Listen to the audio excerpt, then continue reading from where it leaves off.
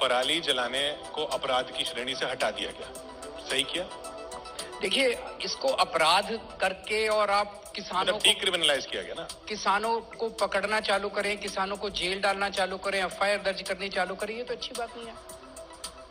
हमने, दिल्ली सरकार ने एक दूसरे के ऊपर उंगली उठाने के बजाय समाधान निकाला।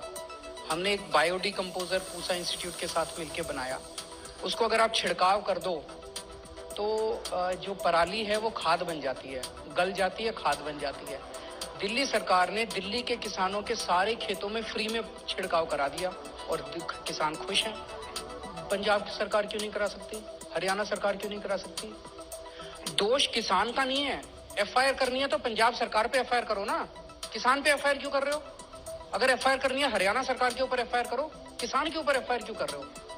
क्रिमिनलाइज करना है तो पंजाब सरकार क्रिमिनल है, हरियाणा सरकार क्रिमिनल है, उनका दोष है, किसान का दोष नहीं है।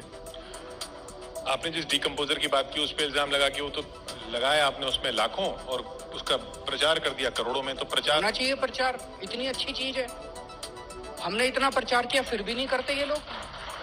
हमने प्रचार इन्हीं के लिए किया था कि थोड़ा टीवी में ऐड देख लेंगे तो पंजाब सरकार भी कर लेगी। वो टीवी में ऐड देख के भी नहीं करते, उनकी नीयत फिर भी नहीं पलटती।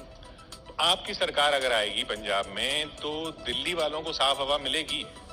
बिल्कुल मिलेगी। मैं समझता हूं कि इसके ऊपर अब मजाक की बात अलग है, लेकिन इस पे राजनीति नहीं होनी चाहिए। अब समाधान है, सारी सरकार को मिलके काम करना चाहिए। मैं आपको एक पराली से कोयला बनता है, पता है आपको? पराली से सीएनजी बनती है, करनाल में एक प्लांट है। पराली से गत्ता बनता है, पराली से बिजली बनती है। आज जिसको हम समस्या मान रहे हैं, अगर ये सरकारें ठीक से काम करें तो इसी पराली से गैस बना सकते हैं, कोयला बना सकते हैं, सीएनजी बना सकते हैं, बिजली बना सकते हैं। देश का फायदा होगा और पता नहीं कितने लाख बच्चों को नौकरी मिलेगी। लेकिन ये करना ही नहीं चाहते, केवल और केवल गाली गलौज, राजनीति। नहीं, हवा साफ आपने यमुना तो हवा साफ हो जाएगी ना अगर पराली जलाने की जरूरत, किसान को 2000 रुपए एकड़ के हिसाब से वो मिलेगी पराली का दाम। सरकार अगर एक प्लान बना ले और जैसे ही पराली आती है 10 या 15 दिन का वो होता है टाइम पीरियड, उसके अंदर सारी पराली एकदम से कटवा के पूरे पंजाब की, हरियाणा की, यूपी की, और उसको स्टोर कर ले कहीं पे।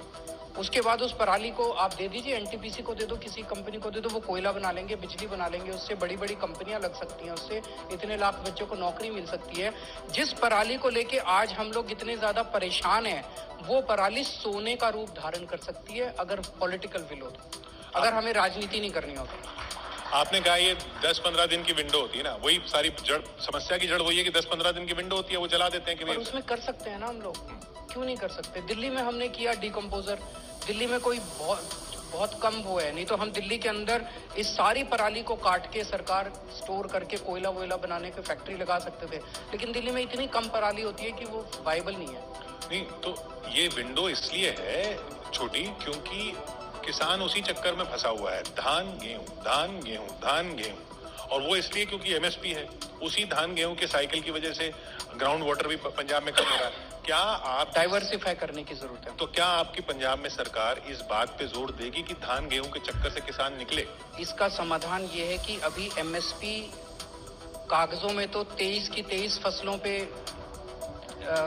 इशू नोटिफिकेशन जारी किया जाता है, लेकिन सरकार जो है केवल 2 फसलें उठाती है। एमएसपी का मतलब क्या है? एक आम लोगों के लिए मैं समझा दूं कि सरकार कहती है कि मार्केट में ये फसल इस दाम से कम पे नहीं बिकेगी, अगर इस दाम से कम पे बिके तो सरकार उठा लेगी। तो सरकार जो उठाती है वो केवल गेहूं और धान उठाती है, बाकी फसलें नहीं उठाती। कागजों में उतनी मक्की उतनी रह जाती है, लेकिन मार्केट में बिकती उससे कम है। अगर सरकार ये कह दे कि हम 23 की 23 फसलें एमएसपी पे उठाएंगे, अगर आपकी नहीं बिकती तो आप देखो सारे किसान डाइवर्सिफाई कर लेंगे। सरकार 2 फसलें उठाती है एमएसपी पे, इसलिए डाइवर्सिफिकेशन नहीं हो रहा। उसका तर्क वो देते ना कि भाई इतने सारे इकोनॉमिस्ट ने भी बताया कि एमएसपी अगर सारे को देने लग गए तो इतना तो खजाना नहीं है अभी सरकार है। मैंने अमित शाह जी का स्टेटमेंट सुना था, 18 लाख करोड़ रुपए चाहिए इसके लिए, पूरे देश में 23 फसलों पे एमएसपी देने के लिए। तो मान लीजिए कि 18 लाख करोड़ का एक पूल बनाया जाता है, कहीं से कॉर्पस बनाया जाता है। इस बार फसल होगी, 18 लाख करोड़ रुपए देके सरकार ने वो फसल खरीद ली सरकार के गोडाउन्स में आ गई। उसके बाद सरकार वो फसल बेचेगी, बेचने से वो 18 लाख करोड़ रुपए वापस आएगा। तो किसी साल में 18 लाख करोड़ से थोड़ा कम आएगा, किसी साल में थोड़ा सा ज्यादा आएगा। Over a 10 year old period ये बराबर हो जाएगा। नो प्रॉफिट नो लॉस के ऊपर ये बराबर हो जाएगा।